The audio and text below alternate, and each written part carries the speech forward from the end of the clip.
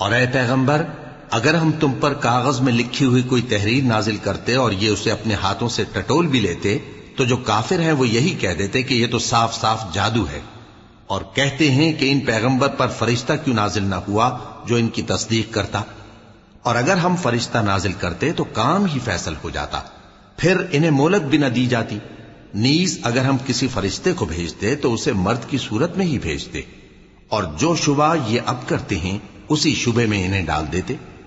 اور تم سے پہلے بھی پیغمبروں کے ساتھ ہنسی ہوتی رہی ہے، پھر جو لوگ ان سے ہنسی کیا کرتے تھے ان کو ہنسی کرنے کی سزا نے آ گھیرا۔